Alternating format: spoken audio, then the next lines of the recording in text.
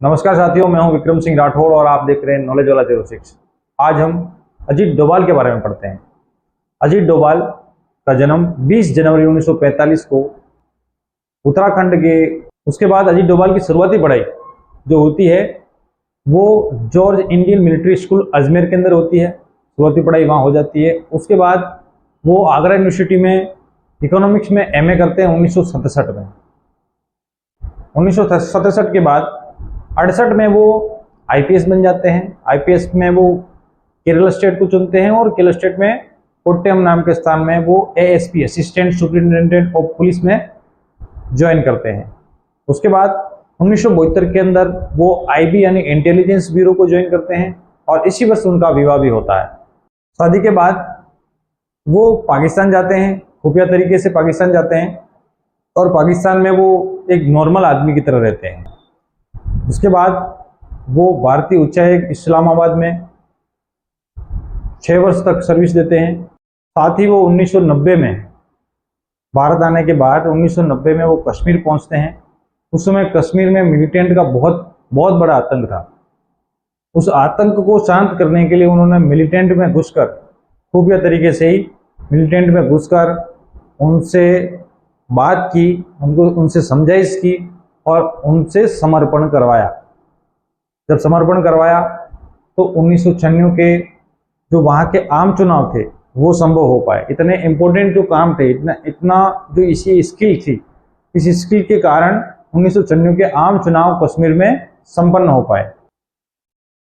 अब आईबी का काम चालू ही है। 1990 के बाद 1996 में आम चुनाव होते हैं। अब 1999 में एक फ्लाइट हाईजैक हो जाती है। ये फ्लाइट काठमांडू से उड़कर दिल्ली आने वाली थी, लेकिन दिल्ली पहुंचने से पूर्व उसको बहुत सारे चैलेंजेस का सामना करना था, किसी को पता ही नहीं था। फ्लाइट टेक ऑफ करती है, 5 मिनट बाद कुछ आतंकवादी जो उसमें पहले से सवार थे, इन्होंने प्लेन को हाईजैक कर लिया। प्लेन सर्वप्रथम अमृतसर में उतरा। अमृतसर में उतरने के बाद वापस टेक ऑफ करता है, पाकिस्तान के लाहौर में उतरता है, पाकिस्तान के लाहौर में से वापस टेक ऑफ करता है। फिर प्लेन जाता है दुबई में। दुबई में जब उतरता है तब एक व्यक्ति को जिन्होंने उसको मार दिया था, आतंकवादियों ने एक पैसेंजर को मार दिया था, उनको और कुछ दूसरे लोगों को भी वहां पे रिलीज कर दिया। उसके बाद फ्लाइट वापस टेक ऑफ करता है और अफगानिस्तान के कंधार में जाके रुकता है और कंधार से ही भारत से वो डील करते हैं कि इन लोगों को तभी छोड़ूंगा जब हमारे कुछ आतंकवादी है उनको जो भारत की जेलों में बंद है उनको छोड़ना पड़ेगा। लगभग 18 से 20 मांगे थी। उसमें भी अजीत डोभाल का एक बहुत बड़ा रोल रहता है। अजीत डोभाल और रक्षा मंत्री ये सब मिलके उनको ऐसा सेटिस्फेक्शन, ऐसी एक डील करते हैं जिसमें 3 आतंकवादियों को रिलीज किया जाता है और वो पूरा प्लेन वापिस भारत लाया जाता है। ससुरक्षित जो लोग बचे थे वापिस भारत पहुंच जाते हैं। तो उसमें भी अजीत डोभाल का बहुत बड़ा रोल रहता है। अजीत डोभाल ने अपने आप को देश के लिए खपा रखा। आज भी भारतीय सुरक्षा सलाहकार के रूप में वो काम कर रहे हैं।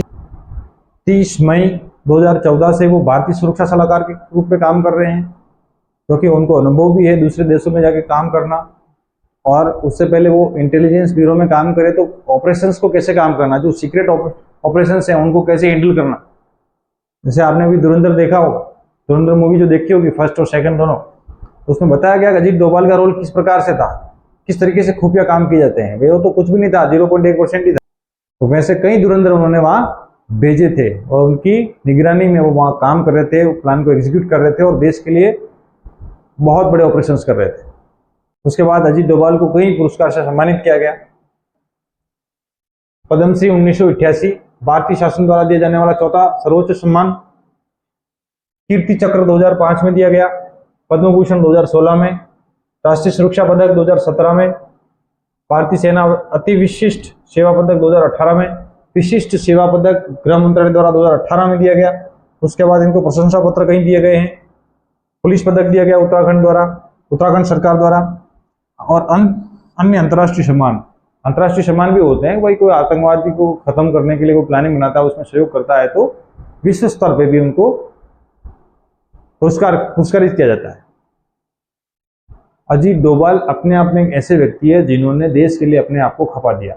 उन्होंने जो अपना जीवन है, अपनी फैमिली है, उसके बारे में ना परवाह करते हुए, पाकिस्तान में घूमने जाने के लिए भी डर लगता है लोगों को, लेकिन वो वहां गए और खुफिया तरीके से वहां रहे और इम्पोर्टेंट जो चीजें थी वो भारत रिपोर्ट करते रहे, जिससे भारत पहले से आगाह था और कुछ खराब चीज़ें जो देश का अहित कर सकती थी वो नहीं होने दी।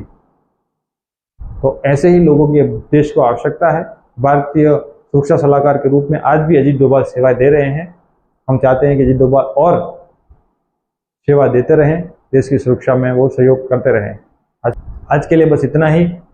मिलते हैं फिर अगले एपिसोड में। तब तक के लिए जय हिंद, जय भारत।